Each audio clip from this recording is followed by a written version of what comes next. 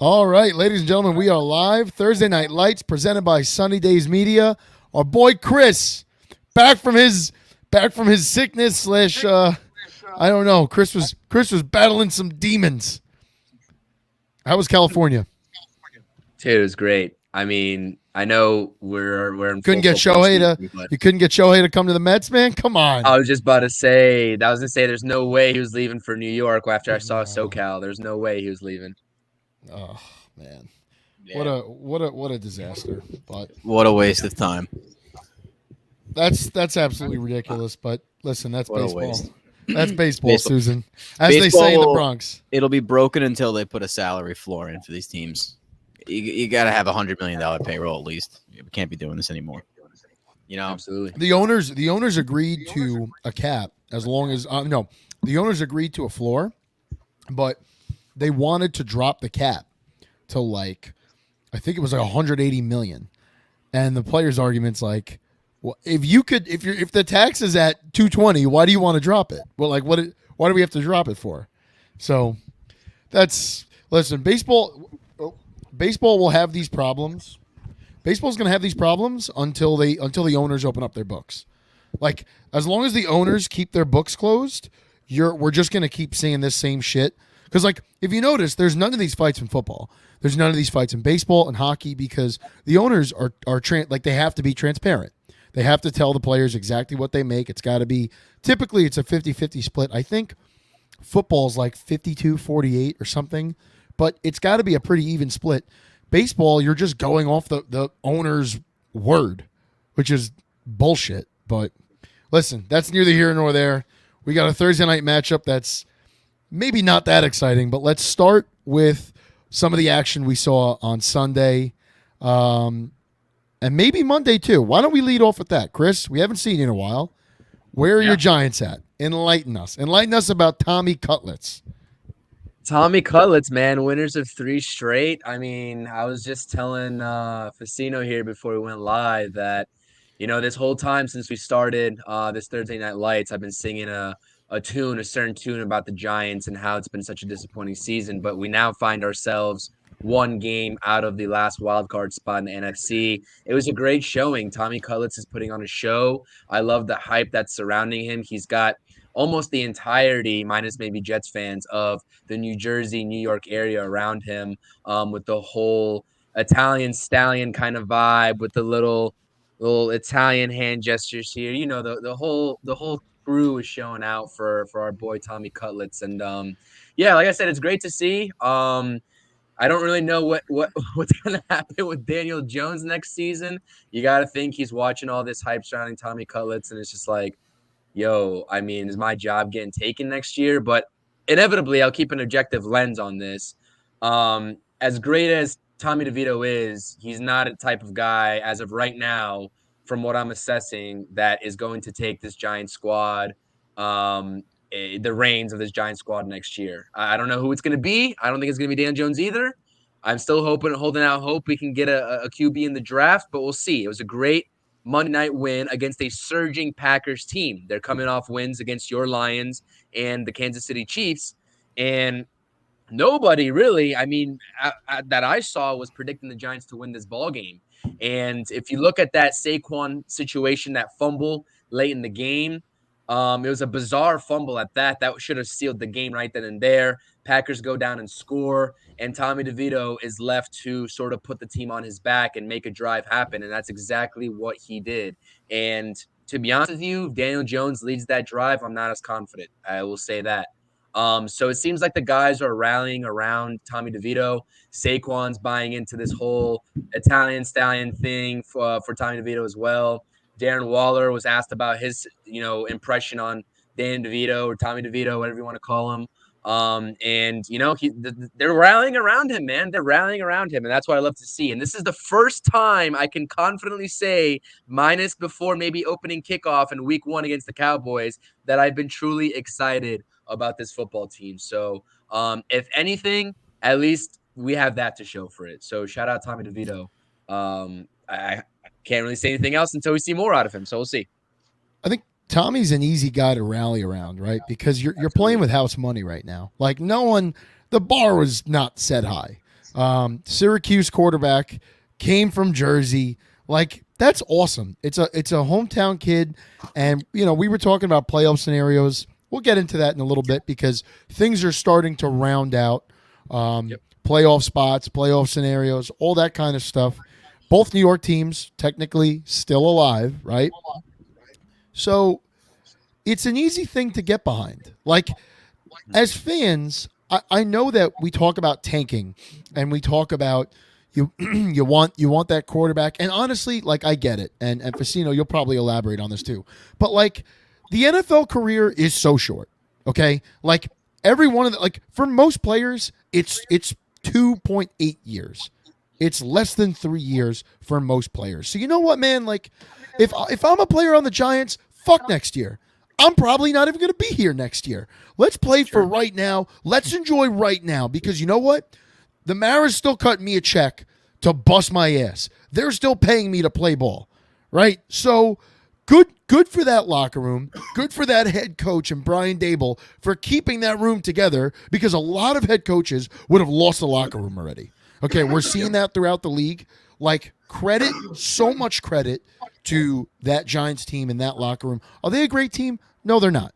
There's clear deficiencies. There's clear problems. But I can tell you right now, they look a lot better with Tommy DeVito under center than they do with Daniel Jones. And I'm not like calling out Daniel Jones, but I'm just being honest. Like, Tommy looks like a likable guy. He looks like a guy that you enjoy catching passes from. And you may not get a lot of them thrown your way, but guys enjoy playing for him. And let me tell you, as an offensive lineman, it makes a big difference when you're blocking for a guy you love. When you're blocking for a guy you will literally die for, that makes a big difference. And the last thing I'll add to this, and Chris, I don't know. Chris, you're Latino, right? Yeah, half. You got half. Yes, I am. All right. So, Facino, you got a little Italian in you. A certain someone that's a reporter went on Twitter and was a little upset about the Tommy Cutlets, and he finds it offensive, and he thinks, and listen, there are I've met a handful of Italians in my life. I'm Italian myself. I met a handful that are offended by things like that, pizza signs with a fat guy with a mustache holding a pizza pie. Let me tell you something. The vast majority of us do not care, okay? I think this is great. I think it's great that we have an Italian American on that in all the New York headlines. Right now, the current biggest New York athlete is probably Tommy DeVito. And that's a guy with a vowel in his last name. His mother's still making him chicken cutlets. Like, that's a guy that we could relate to. In no way are people being offensive by calling him Tommy Cutlets or the Sopranos references. No one's calling this guy a mobster. No one's calling him a greaseball, a ginzo. And listen, honestly, I get called that. I don't give a shit. I know not everybody agrees with that, and that's fine. That's a slur. I don't care. Doesn't offend me.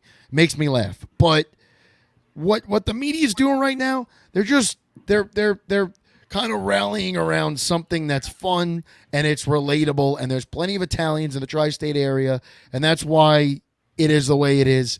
If there was a Japanese quarterback right now playing for the LA Chargers, if people were showing up to games with sushi rolls and other shit, like, I think that would be fun. You're not directly making fun of a man's heritage. You're not making fun of where he came from. You're not making fun of his parents. I think it's great. I think it's awesome. We have not seen this since Franco Harris and the Italian Army back in the 70s with the Steelers. So this is awesome. Anybody that's poo-pooing that, like, I don't know what to tell you. I grew up making homemade wine and sauce in August and eating pasta every Sunday. And I'm not offended by this at the least. Nobody in my family is. Everybody I've met of Italian heritage thinks this is fucking great. So you're really a wet blanket if you're complaining about it. I'm sorry. Honestly, you're a little bitch. And as Italian Americans, we were raised to not be offended by a lot of the things that offend people today. Exactly. We were raised to have some thick skin and to be able to break each other's balls. And you know what, man? That's what a fucking that's what a football locker room is. No matter what level. Like, that's any clubhouse, man. Like, what's said in there is sacred. And what you hear these guys say to, Costello and all those guys at the Post, Once that door closes, the shit these guys say, like, you would never want this printed because they're comfortable with each other. So trust me, it ain't offensive. And if you're offended by it, I think you're a little bitch. There we go. Yeah, That's my like rant. it. Look, it's the best. There's nothing like an Italian because we're Italian, and you know what? A lot of Jets fans are Italian. I'm sure a lot of Giants fans are Italian too. You're getting Italians from all along Island. It's very Italian, especially football watching people. Yeah. For some reason, Italian culture has always been football paused on Sundays. Football's included in that. Every Italian kid I know is hitting, Pop Warner football. He's got a helmet on when he's 7 years old. So I think that although Long Island's not really known as a football town or a football, area, people don't really scout out of this area. It's very, very football oriented. And people, that's what we're doing on Sundays. Same with New Jersey. There's a million Italians in New Jersey. The Jersey Shore. Think about that. So, Tommy DeVito, how do you not root for him? You know why I love Tommy DeVito? Because the Giants had a quarterback problem, and they went out and they got a guy that nobody knew about, but he could move around. And at the end of the day, guys that nobody knows about with not a lot of film that can use their legs and move around a little bit, they give you what's called a spark. They spark your offense at times. And it's not guaranteed, but if the guy can be serviceable, he can give you a spark. He's giving the Giants a spark. Good head coaches, great teams with bad head coaching, they go 500. Bad teams with good head coaching, they go 500. And the Giants are a bad team with great coaching, and they're going to go 500 because that's what they do. That's what good coaches do. They get to 500. Tomlin's done it with a bunch of bad teams. Dable did it last year. He's going to do it again. You look at the team like the Jets. They're a good team, bad coaching. They're going to go 500. So it doesn't really – obviously personnel matters a lot, but having a guy that can talk to DeVito in his head, in his helmet, until there's 15 seconds left on the play clock, tell him what's going to happen, what to do. You're going to run the ball. That's what you're going to try to do. You're going to impose your will as best as you can, and you're going to throw it 20 times a game, and when he does throw it, be efficient. And he's super efficient. I got to give it to him.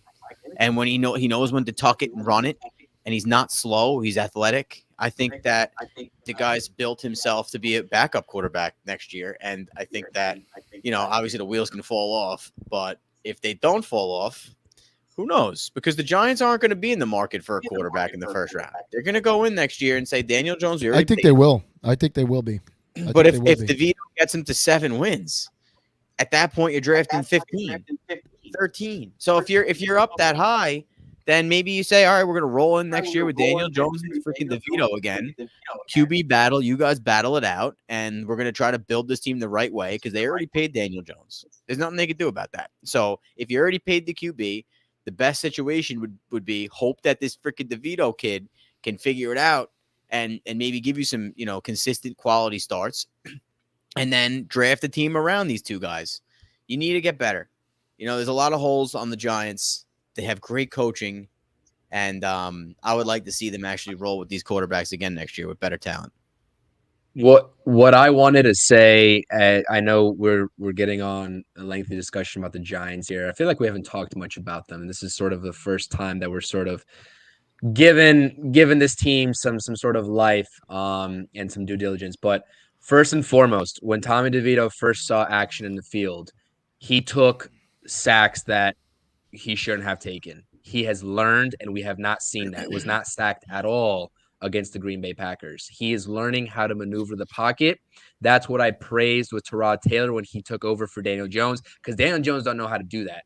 Tommy DeVito is figuring out that aspect of quarterback play quicker than I thought he would have. So shout out to him for looking like a completely different quarterback, knows how to hang in there, make the throw when needed to be, and also knows when to escape 71 rush yards against the Green Bay Packers. He's very mobile as well. 2, like you said, and like you both said, the coaching. Brian Daboll was presented with a decision this past week when Tyrod Taylor got activated. Do you roll with the hot hand in Tommy DeVito, or do you roll with Tyrod Taylor, who's also a very competent QB that can win you ball games? He chose to make Tyrod Taylor the QB2 and rode with the hot hand. Shout out to Brian Dable. And all the media trying to spin before this little win streak, trying to spin this locker room out of control with the whole Wink Martindale rumors and how Wink Martindale and Brian Dable are butting heads. Listen, this defensive core for the New York Giants, I'm going to roll with that into future years all day long. Kayvon Thibodeau, ever since we've been on his ass in the beginning of the season, has proven us all wrong. He is playing tremendous football, up to 12 and a half sacks on the year. Tremendous. This secondary, one of the youngest secondaries in the league, got built from the ground up over the past couple of years. Jason Pinnock was a stud find from the New York Jets, coming over from the New York Jets, found a home and the other side of the locker room in MetLife Stadium and is thriving. Xavier McKinney, I know we talked a lot about him in terms of how he was blabbering off to the media, etc. He's been nothing but great over the last couple of weeks as well. I know he's owed a contract, and we'll see how that situation plays out. But he's a young, talented piece on this Giants secondary. You talk about Deonte Banks, who has been phenomenal in his rookie season. Shout out Deonte Banks, bro. Banks are closed on Sundays. He is a premier cornerback in his rookie season so far, coming out of Maryland. Had a spectacular play. Jordan Love had a wide open tutty. I think Deonte Banks got beat for a split second. Jordan Love hesitated on the throw. Deonte Banks made a beautiful play on the ball, broke up what would have been a easy touchdown for Jordan Love in the end zone for like a 40, 50-yard touchdown.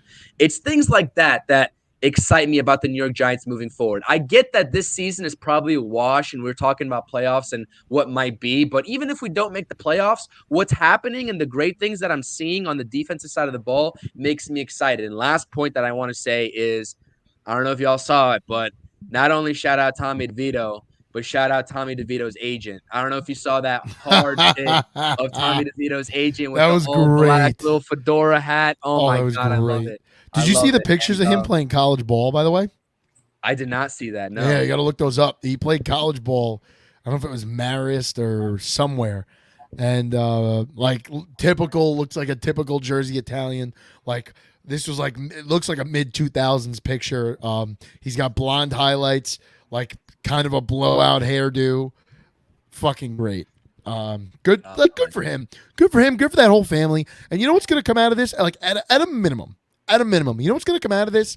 Tommy DeVito, for a very long time, is going to get all the endorsements he wants, at least in Jersey. And I'm not talking about $1 million endorsements, but like he'll be on car commercial. He'll be on, Ray Katina, Cadillac commercials, and he'll do shit like that for a while. Good for him. This is a guy that's going to feed his family for a while on an image. And he's not doing the worst thing. Like, he's doing all the right things on the field. He's saying all the right things to the media. He's not throwing anybody under the bus. He's having a good time. He's winning ball games. He's really not turning the ball. Correct me if I'm wrong, Chris. Did he turn the ball over in that Packers game? No, 0 turnovers. 0. So, like, this is a guy that's doing all the right things, would have never been in the limelight. Never. Had it not been for these injuries. This is an example of don't count your reps, make your reps count. Get the most out of the opportunities presented to you. You know what I think it's an example of? I think it's an example of you don't have to fucking add Carson Wentz. You don't have to add Kirk Cousins or even necessarily Josh Dobbs. All you have to do is add a guy that could move around and make something happen. There's guys out there on every team's practice squad. You'll see a guy, he's 21 years old. He could run around he's got a little bit of legs going. Maybe he was in college 2 years ago. And he's on a practice squad fighting for a chance. The fact that the Jets didn't go and get a guy that's just fighting for a spot in the NFL is where they fucking screwed up. It's not just about the mobility. You got to be able to not turn the ball over, and that's what he's doing. That's what he's doing, man. I mean, to transition here, I got a first overall pick who can't hang on to a snap. Jared Goff, you're turning the ball over on a under center. Like, we could complain about anything we want here in Detroit, and a lot of them are valid points. But if you're playing like at the end of the day, the quarterback touches the ball every play. when you win and when you lose, you're going to bear the brunt of a lot of the praise and a lot of the negativity. When you're throwing balls into double coverage and fumbling a snap under center, there's not much more I could say to you. There's not much more. I mean, yeah, the defense could play better, sure, but we knew the defense was going to suck. We knew the defense was nothing.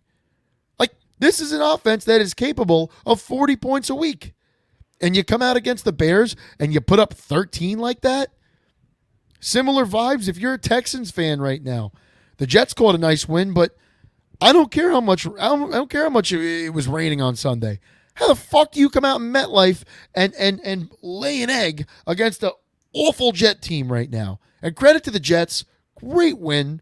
Zach Wilson looked great. The kid literally looked like he was playing with nothing to lose. And you know what, Zach? Here's a hint, buddy. Keep doing that. Keep playing it like you got nothing to lose. Keep doing that because that was phenomenal. I shouldn't say it's phenomenal, but that was good enough. And you know what, man? Had you just been good enough all year, your team would probably be in a playoff spot right now. Yeah, you're right.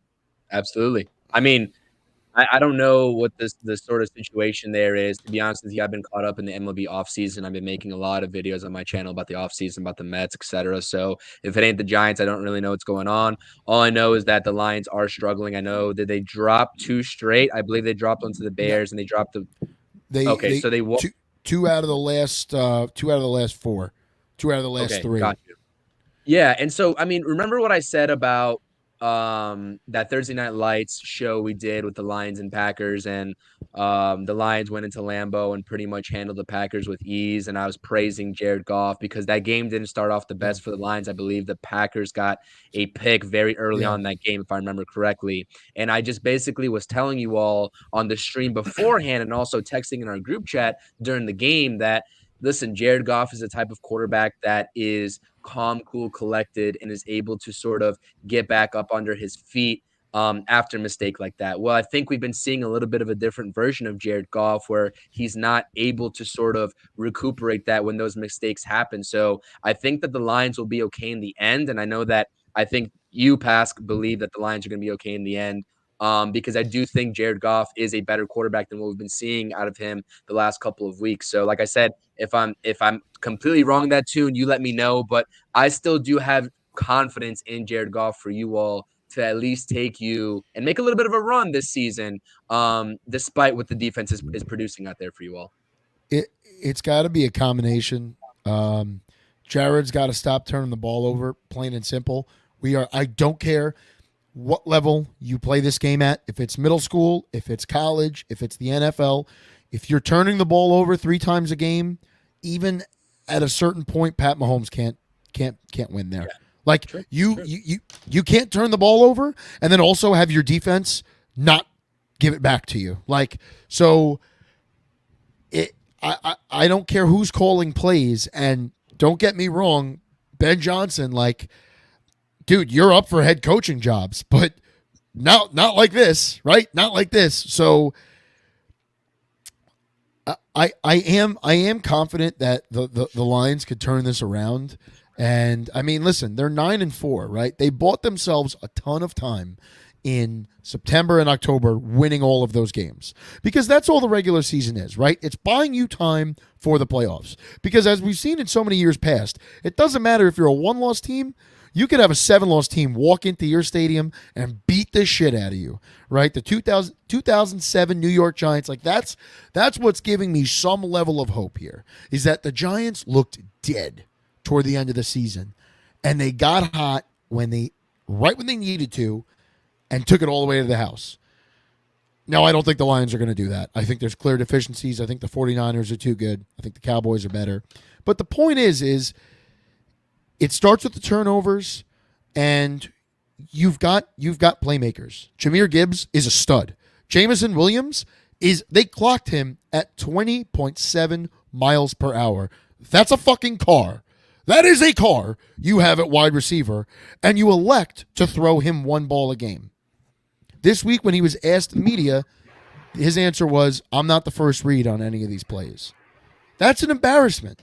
That's an embarrassment. When Amon-Ra St. Brown and Sam Laporta are double covered, Yeah, you well, got to he be doesn't going to run- someone else. He doesn't run the right route to be the first read. He's always running fucking straight down the field. And normally, it takes a second or two to get there. So naturally, the progression's never going to go to him first. But he's run drag routes before where we've dumped it off to him and he's ran another 10 yards. Like, you could design things to get him the ball. Yes, but even a drag route's never a first read. Look, they're not doing him. They're not helping him at all because the guy should be used in different manners. He should be used in a more versatile way. He should be in the freaking backfield. He should be everywhere. He's the fastest guy on your team. Which he did that against the Saints and scored on his only touch. Like, scored on an end around. So there you go. What more do you want this kid to do? Yeah, they have a lot. They're crowded. They're crowded because Laporta's great and Brown's great and Gibbs is great and Montgomery's great. And he's going to be someone that, look, when they make, sometimes you hold a little bit back because you know you're a playoff team. So I feel like the Lions are doing what a lot of these teams wind up doing where they go a little vanilla for a few weeks. And it's like, you don't have to do that. But, you know, how many times you want to whip out all these bags of tricks to try and win, you know, games where you think you can just win by being vanilla and not give anything away. But I think the Lions are good enough to not, you really, against the Bears, you didn't need tricks. You could have came out. We were talking about this on the Detroit show, the Sunday Days in Detroit show yesterday. The Lions could have came out and not thrown the ball in the second half and beat the Bears. They could have literally ran it to David Montgomery and Jahmyr Gibbs and Jamison Williams the rest of the game, and they probably would have won. The game was tied at 13. They probably would have won that game 20-16, 20-18. Like if they wanted to, they probably could have done that. But instead, you're chucking the ball into double coverage on 2nd and 10 and 3rd and 10. And on 4th and 13, you're jumping offside when you know they're looking for you to do that. And then to top it all off, 4th and 13, not only you jump off sides, you leave your worst corner locked up on DJ Moore in press coverage. 4th down, all you got to do is stop them from getting the 13 yards. And you put your corners on the line against DJ Moore? What did you think was going to happen? Like, yeah, it was embarrassing. Come on. That's ridiculous. That's ridiculous. And I don't know defenses too well, man. That's what I'm screaming at the TV. What are you doing? What are you doing? And if I could see it, you are a paid defensive coordinator.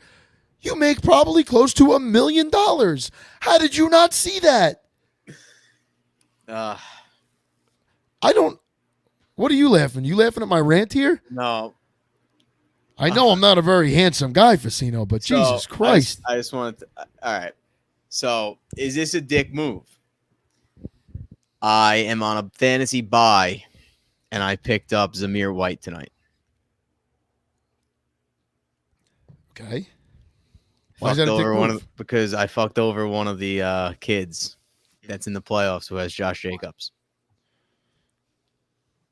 What? Why? Oof, that is kind of brutal. That's brutal. That's bad. This is competitive. Are you going to use the guy next week, or you're literally just picking him up so somebody else? I picked him up because you never know. I had Kareem Hunt, and I dropped Kareem Hunt. Picked up White because you never know. I don't know. That is brutal. Sorry, I've been watching my phone here. The Dodgers just got Tyler Glasnow, but you're kidding. Making some MLB news. Yeah, they just the Dodgers. Yeah, Dodgers got Glasnow, Margot. Stupid. Great. And they might still be in on Yamamoto, unless. Oh yeah, that doesn't change that. That doesn't change that. Yeah. It's embarrassing. Why are we watching baseball next year? Yeah, I mean, I agree. But you know what? We could all do this. Like other teams could do this. Other teams, like the Mets have a farm system. They could do this. Don't tell the prospect huggers that. And no, well, listen. No, I agree. Well, you know what? Yeah, let's not get into Met stuff. We'll save that for a different time. We'll save that for a different time. Yeah. Facino, do you want to get into anything you saw out of the Jets win on Sunday? The Jets? I didn't watch the game. You didn't watch it. You watched your Jaguars lose. I watched the Jags lose, and then I made lasagna. Was it an angry lasagna? Like, oh my God, fuck this? It was delicious, actually. And I had No, it but every was day it? this Did week. you make it out of hatred of the Jaguars losing? Did you like? Was it to take you away from that? I feel like the Jaguars are dealing with the same thing the Lions are dealing with. It's hard. They scored 30 points a game basically for the last 4 weeks, and they're 2-2 because the defense can't stop anybody. And when you got a few guys that are injured, what are you gonna do? So they lose to the fucking Browns, and they make Joe Flacco look amazing. And why do they make Joe Flacco look amazing? Because guys are hurt, and then you get exposed for what you should have done in the offseason. They don't have defensive tackles. They needed defensive tackles for the last 2 years, and they haven't addressed it. They had money going in this offseason, and they didn't address it. They had the opportunity to make a trade. They had the opportunity to maybe sign Ndamukong Suh or something. They haven't addressed I don't know defensive what's up tackles. with Sue. I don't know. I What's don't up. know. Not I to would cut you love off. for him to go to the Some- Jaguars. yeah, but apparently his from what I saw something on Twitter, whether it's true or not, I don't know. Apparently his agents reached out to the Lions, and the Lions kind of just like shrugged it off. And we need help at D tackle. So I don't know. Like, is there no gas left in that tank? Like, he looked fine last year. Looked like there was plenty of gas left in that tank. Does he want too much money? Like, I don't know how much money you think you're getting in week 15. Look, at the end of the day, the later he signs, the less money he gets. So at some Right. point, he's going to have a number like, I don't want to make less than 2. So if you don't want to make less than 2, maybe someone who wants to sign you. The Jaguars need him desperately. There's no if if he's healthy, if he's working out, if he's in shape, then the Jaguars need to add him because you can't let Joe Flacco. You can't have no pressure up the middle on a guy like Joe Flacco because he's fucking statue and you can sack him 8 times if you want, but you got to get pressure up the middle so that he can't step up. If you let him step up, he's going to beat you. He's 30. He's a Super Bowl freaking quarterback. This guy's not like a slouch. His problem is that he's just a statue, and when you get older, you just can't move. If he could move around and He looks a little rejuvenated out there. looks all right. He's got a good receiving core. So it's crazy to watch him dice up the Jaguars. Also, I don't know if you guys saw the game, but there was like 3 blown coverages where Flacco threw like 50-yard touchdowns. And if you're gonna let up 3 easy blown coverage touchdowns, you can't win in the NFL. So Yeah. that was their biggest problem. Well, it's 2 weeks in a row now. The Jags defense is really Yeah. just. They're playing the and listen, Ravens on Sunday night, so they're gonna have to fucking I figure tell it you, out quickly. I tell you what though, Facino, like after watching the Bengals again win last week, like maybe the Bengals are better than we thought. Like maybe they are recovering from this Burrow injury. And I actually have some. I think they play the Vikings this week, right? Let me check that. Yeah, they play the Vikings. Like I actually believe that they could beat the Vikings this week. Maybe. I mean, we'll save that, I guess, for the Sunday show, but that's a game I'm circling. Like, I don't know how interesting it'll be to watch, but crazy if the Bengals find a way to go on a playoff, like to go to the playoffs after losing Burrow. That's just nuts. Would Joe Burrow come back for the playoffs? I don't know that he can. What's his injury? Chris, you know his injury? Thumb, right? Burrow's injury, yeah, it's one of his fingers, yeah. So he's done so. I mean, he's done for the season, right? Can he come back for the playoffs? Oh, I was under the assumption that he wasn't coming back. speaking of guys that are coming back soon, I don't know if you guys saw this. CJ Gardner Johnson just posted on Instagram that he's medically cleared, and he's going to be coming back for the Lions, which is fucking huge. That's huge. Huge. It's for us. Lions? Yeah, brings a scumbag back to the brings like an attitude to the defense, and a playmaker. Like we have no playmakers right now, so That's the He problem. tore a ligament in his wrist. It's his whole wrist. Yeah, he's I done. believe it's his throwing one too. So we're at about like almost 10 minutes to game time. Do we want to start talking about tonight's game? Chargers come to Vegas. Both teams are Nothing to basically talk done. about. It's not even worth it. I mean, look, at the end of the day, same thing like the Giants and have been looking for this year. Is Easton Stick the backup? Is Aiden O'Connell the backup next year? Can these guys figure it out? I don't know. But one of these guys is gonna win. Are they going to stick with Jimmy Garoppolo next year? Nah, Like, he's gone. I think he's gone. what is the deal with that? He's gone. He's gonna go back up Bill Belichick's QB, whoever he drafts. I think that's the solution there. They'll Belichick will either go to the Chargers or maybe get a job with the Bears, draft a quarterback. And how does Brandon Staley still have a job? Yeah, that's what I'm Yeah, wondering. I think they're just being nice to him. But and what? doing Like, right by why? him. This is the NFL, man. Like, why? If you're He's going to fired. fire him, fire him, and let a coordinator run this, and at least let a coordinator build his resume. Like, do that for the guy, because everybody on that staff is losing their job after this year. And not saying they all deserve to, but that's the way things go in the NFL. A head coach gets hired, he brings in his guys. Like, why don't? Well, yeah. If they Let- lost to let- the Patriots, they would have fired him. I think. I mean, don't know. the Like, he could. The Raiders did it. I mean, Antonio Pierce is now their head coach. I mean, I feel like the Chargers, to your point, should have just done that as well. Just send them off. The Raiders are another team. People are talking about, like, maybe Harbaugh or like, what? I don't know, man. Antonio Pierce looks all right. Like, you fucked up last time. You had Rich Bisaccia, who I'm not saying is like this great head coach, but like he took over for Gruden. I think he did a fine job, and I want to say he led them to the playoffs. Did he not? I think he led them to the playoffs. They lost in the first round. They were not a good team. Like, give these fucking guys a chance. Especially if the guy you're going to fucking replace him with was McDaniel. That was so stupid. So stupid. Because you knew he was a terrible head coach. But, like, if you're the Raiders, instead of going for the next biggest name out there, why don't you let Antonio Pierce run things for a year? Like, it's a former player. You see how well that works in Detroit right now with Dan Campbell. Clearly, these guys in Vegas want to play for this guy. They respond to this guy. They like him, and he's playing like the Raiders are not getting blown out, right? With McDaniel, who you're paying millions of dollars to not coach for you anymore, you're getting blown out with that guy. But with Antonio Pierce, it's an interesting game. It's an interesting game where the Raiders are in it, and it's the same guy, same group of guys, same roster minus Marcus Peters. So if you're the Raiders, give this guy 1 year. Let him draft.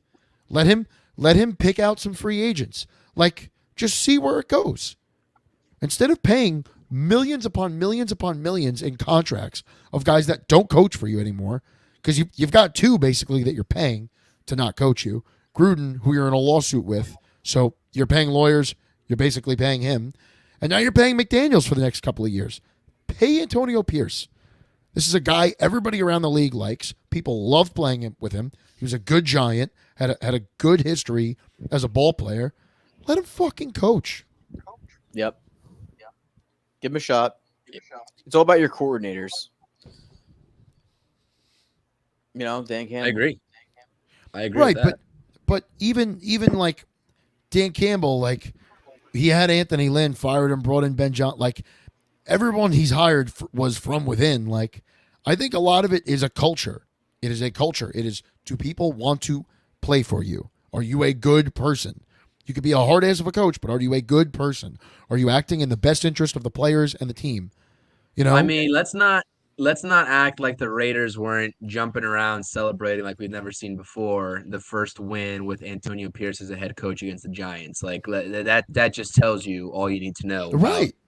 These guys rallying around Antonio Pierce and saying a big, clear, blatant FU to McDaniels. So, like I said, it is one of those things where it's just like you gotta want to play for that guy that's leading you. You know what I mean? 100%. This is a We have snooze fest, any- by the way. This is a snooze fest. I'll tell you this: I'd rather refresh my feed and have my notifications turned on for Passan, Heyman, Feinsand, etc., than watch this Chargers Raiders game. I'd rather just scroll my feed. Listen, You guys are both Mets fans, right? Yes, sir. So this is a tweet that kind of resonated with me, just because I know bad teams when I see bad teams, and it's always the manager's fault. This tweet: Cohen wanted the East Coast Dodgers. He got the East Coast Angels, and he hired the architect of that disaster, Billy Inepler, who set this franchise back 5 to 10 years, and he absolutely did. And it's crazy because he really, really did. I don't think he set the franchise back 5 to 10 years. I think that's an exaggeration. Well, look, they've completely rebuilt. Wait. Let's talk about this off air. This is Thursday Night Lights. Latest Thursday Night Lights. Do we have anything else in this Y'all are game? y'all are more than welcome to hop on the Interstate show tomorrow because we're gonna be going live at 3 p.m. But no, I have nothing else on this game. This is a snooze fest, another prime time Thursday night snooze fest, and it's just featuring two. Do we have a local teams in the prediction? West. Are you leaning a certain way? Yeah, Raiders.